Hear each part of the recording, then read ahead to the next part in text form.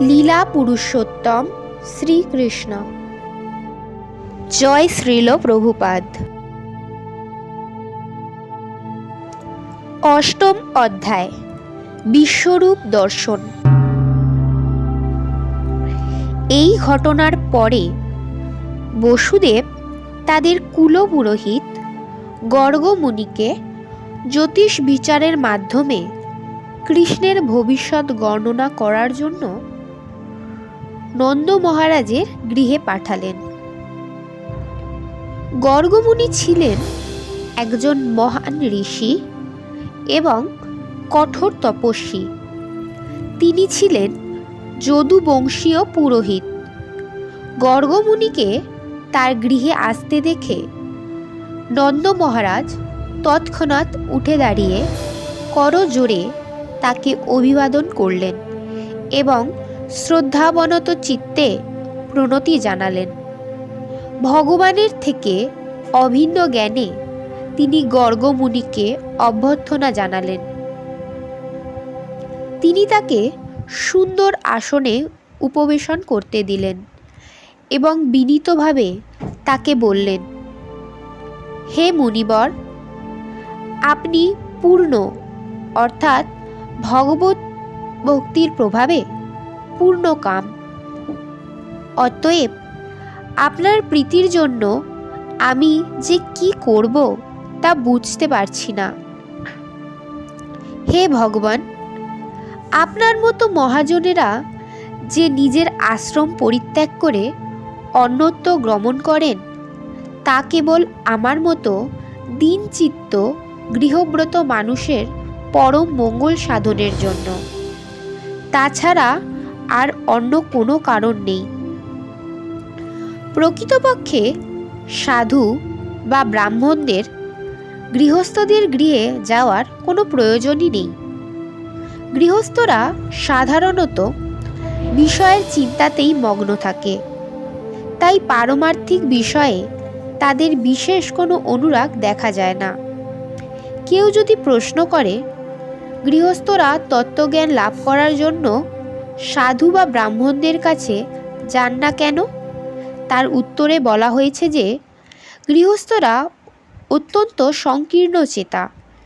সাধারণত তারা মনে করে যে তাদের পারিবারিক কর্তব্যগুলি হচ্ছে মুখ্য এবং আত্মজ্ঞান লাভ করার কার্যটি হচ্ছে গৌণ। তাই তাদের এই দুর্দশাগ্রস্ত অবস্থা থেকে উদ্ধার করার জন্য কৃপাবরবশ হয়েই কেবল সাধু এবং মহাত্মারা গৃহস্থদের গৃহে যান। নন্দ মহারাজ জানতেন যে গর্গমুনি ছিলেন জ্যোতিষশাস্ত্রে সর্বতোভাবে অভিজ্ঞ একজন মহামুনি। জ্যোতিষশাস্ত্রের দ্বারা অতীন্দ্রিয় বস্তু সম্বন্ধেও জ্ঞান লাভ করা যায়। এই শাস্ত্রের বলে পূর্বজন্মকৃত কর্ম এবং বর্তমান জন্মের সেই কর্মের ভাবী ফল জানতে পারা যায় এবং অতি স্পষ্টভাবে ভবিষ্যৎ দর্শন করা যায়। এই শাস্ত্রে গর্গমুনির গভীর পাণ্ডিত্য ছিল। নন্দ মহারাজ গর্গমুনিকে বললেন, আপনি ব্রহ্মজ্ঞদের মধ্যে শ্রেষ্ঠ এবং জাতিতেও আপনি ব্রাহ্মণ, তাই আপনি মনুষ্য মাত্রেরই গুরু।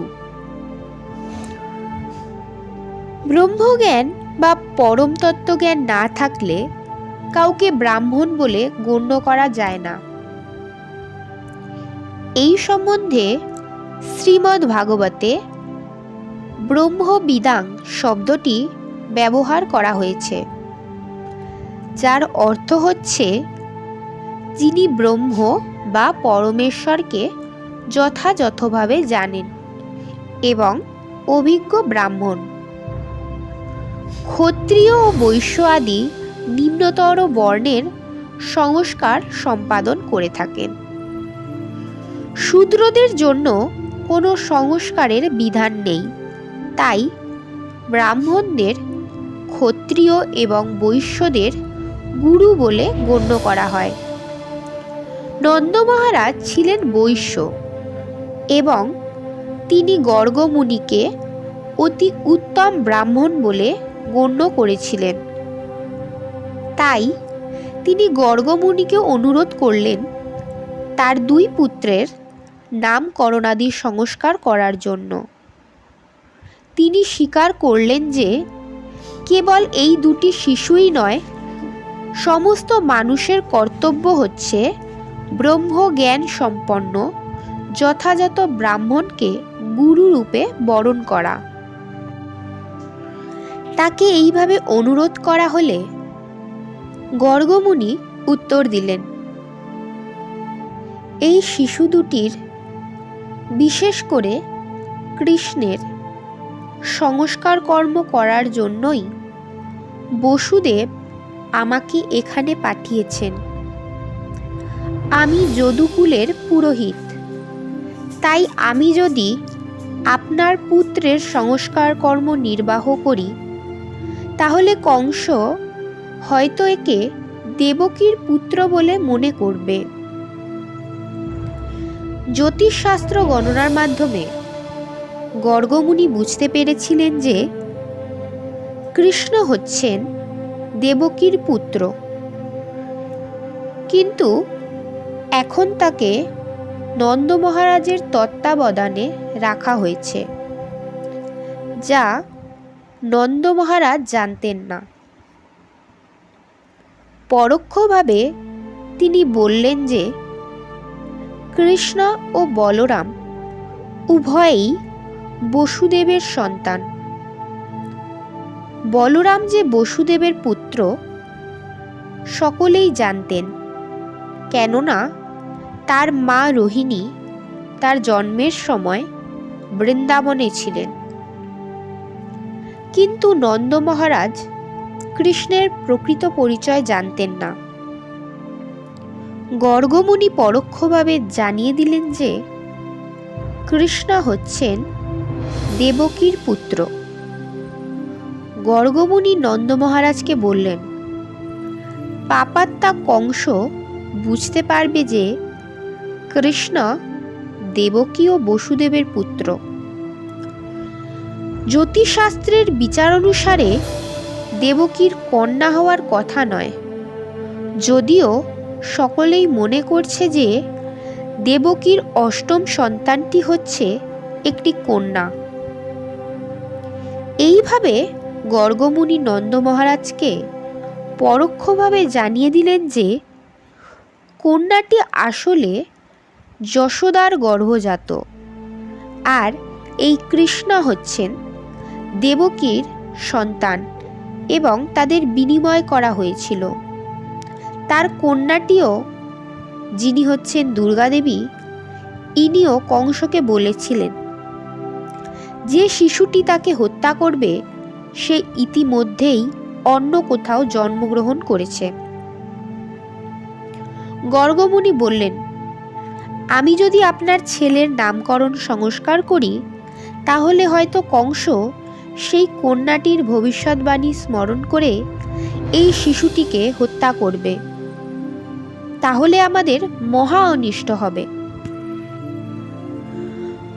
গর্গ মুনির কথা শুনে নন্দ মহারাজ বললেন, হে মুনিবর, যদি আপনি কংসের কাছ থেকে এই শিশুটির এই রকম অনিষ্ট আশা করেন তাহলে এই ব্রজেই আমার আত্মীয় স্বজনের অজ্ঞাতসারে গোপনে কেবলমাত্র বৈদিক মন্ত্র উচ্চারণ পূর্বক এই শিশু দুটির নামকরণ সংস্কার সম্পাদন করুন।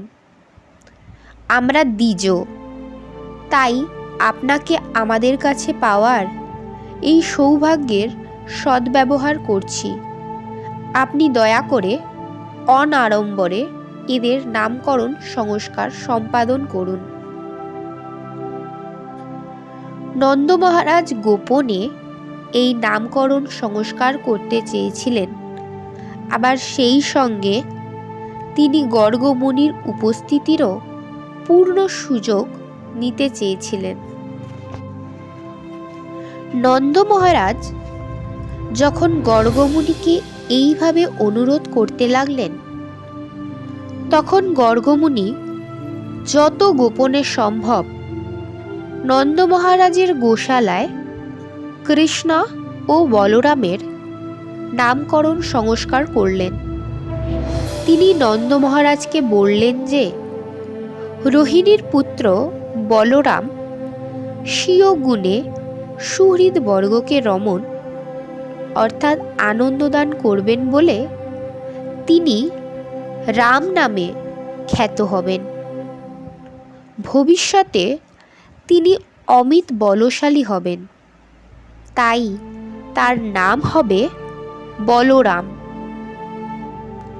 এবং যেহেতু আপনাদের পরিবার ও যদুবংশকে তিনি অতি অন্তরঙ্গভাবে যুক্ত ও পরস্পরের প্রতি আকৃষ্ট করবেন, তাই এর নাম হবে সংকর্ষণ।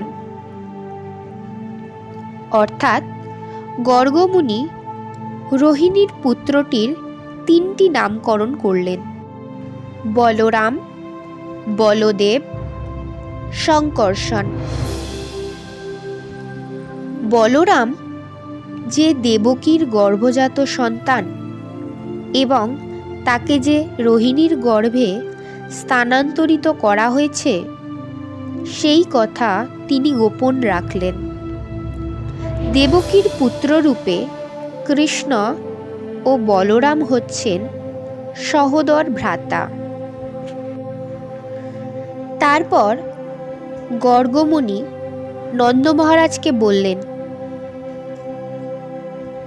আপনার অন্নপুত্রটি বিভিন্ন যুগে বিভিন্ন বর্ণে তার শ্রীমূর্তি প্রকট করে থাকেন।